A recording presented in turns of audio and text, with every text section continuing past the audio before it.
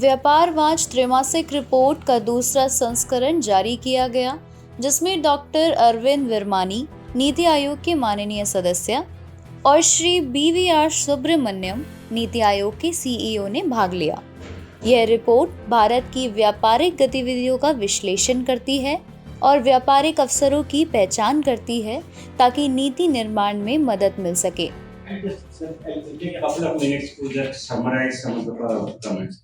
Let me start with the question that yes, CEO sir made this point that India is the man at the first leap and there is a catch to get. Whether we catch it or drop it, it's a loss. That's absolutely true.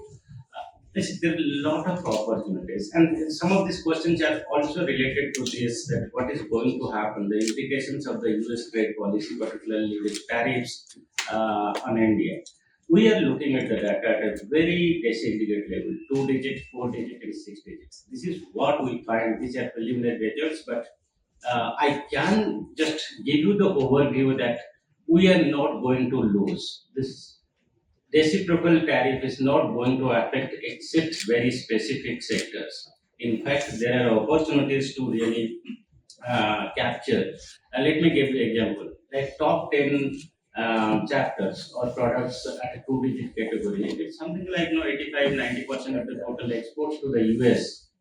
What we find is this 44% of the total exports at two-digit level, the difference is only 2%, which can be negotiated. So it's not going to get affected. So around 50% where we find 5 to 30% difference, particularly 5 to 10% difference is something like 35 to 40% to our exports. Now, this is the bilateral thing if the reciprocal tariff structure has been supposed. Now, look at the competitors. Who are the competitors in the US market for most of the products? It's Canada, it's Mexico, and it's China. And these three countries actually export 50% of the total imports of the US. Total imports of US is 3,100 some billions, 3.1 trillion. Out of that, 50% comes from these three countries and their competitors. Now they are going to face 25% tariff rates in case of Canada, in case of Mexico, and also and then 20% on China only. So if we compare our position during the tariff difference and then the post imposition tariffs on these competitors, those who are competing with us in the US market, we are much better off the post scenario. In fact, 6 out of 10 products, the top exports, we are going to benefit. So across like similar actually findings, we also see at very disaggregate level, 4-digit level, 6-digit level. So it's not the reciprocal tariff structure that is going to have more implications.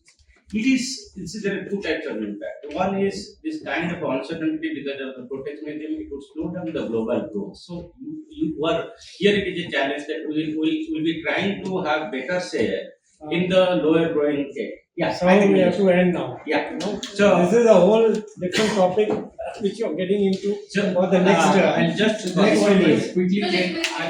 I'm sorry. I'm going to end this thing because I don't think it is appropriate to discuss we can have a report which is still to be released. So let's just finish it. You can talk privately with them. इस report का उद्देश्य भारत की व्यापारिक गतिविधियों का विश्लेषण करना और व्यापारिक अवसरों की पहचान करना है, जिससे नीति निर्माण में मदद मिल सके। यह रिपोर्ट नीति आयोग द्वारा प्रकाशित की गई है, जो भारत सरकार की एक प्रमुख नीति संस्था है। यह रिपोर्ट व्यापारिक अवसरों की पहचान करने में मदद करती है, जिससे भारतीय व्यवसायों को वैश्विक बाजार में अपनी उपस्थिति बढ़ाने में मदद मिल सकती है। भारत सरकार को व्यापारिक नीतियों को बनाने में मदद मिल सकेगी, जो देश के हित में भी है। I'll get back actually. I think there is a question. Okay. Yeah. So, just going back to what you were answering to Ravi's question, that there are so many factors which are unpredictable and all.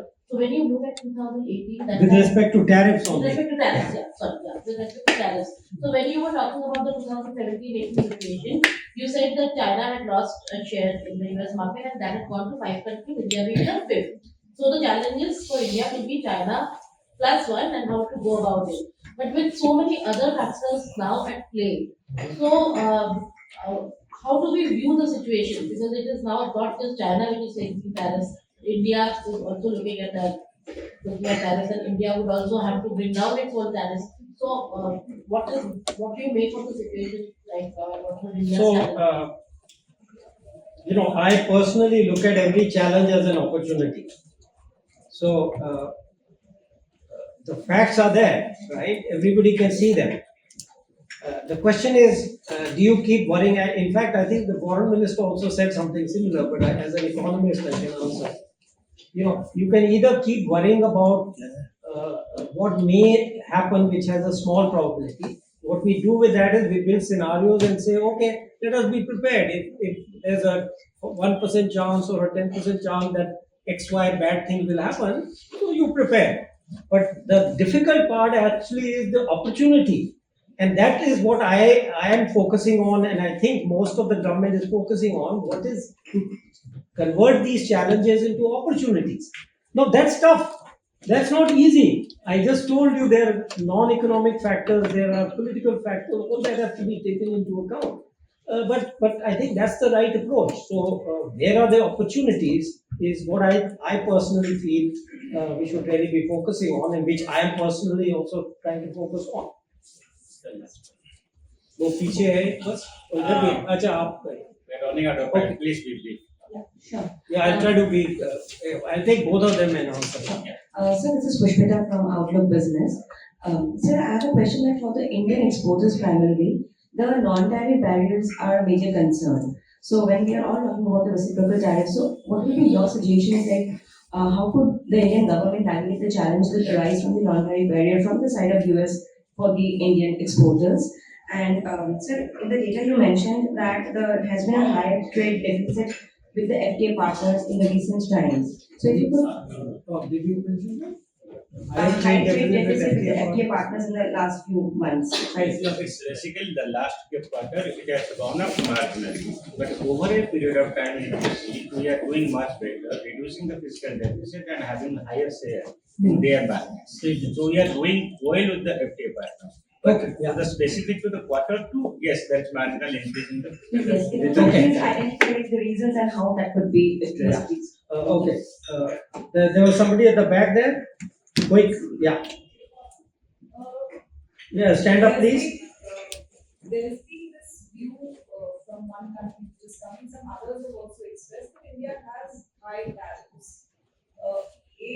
Do you think it is time for India to lower its tariffs? And also, should it lower only in bilateral deals or regional agreements?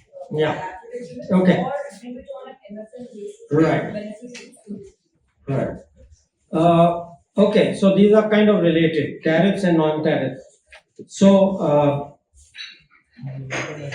the whole point of an FTA or a BTA in this case, what you call it is not really that important for me or for us, let's say, is to achieve some objective. Okay, in my view, the objective at this time in history, for the reasons I just outlined to you, it's connect. My answer is connected to what I told. Okay, in this time in history, the important thing is for the world, for most of the world, which includes India, US, EU, UK, etc., is to diversify the supply chain. There is a tremendous concentration of manufactured exports in one country. There is a concentration unprecedented in the world, actually, of MVA, what we call manufacturing value added in the world.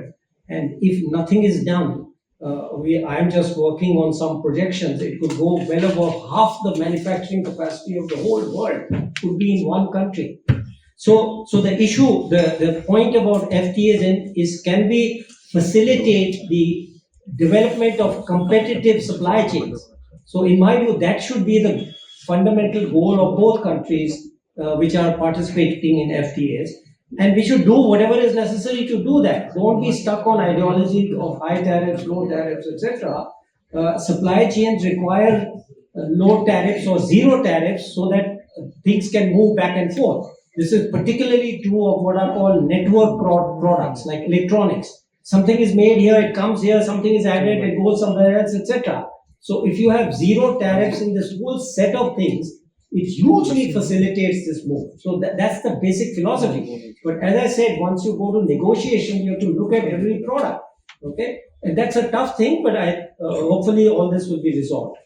Member Niti Aayog for gracing this event and for his visionary leadership under which Niti produces research which is critical to improving India's economic health.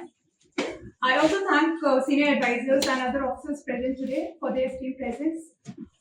Special thanks to Dr. Prabhakar Sahu for his constant guidance and for heading this publication.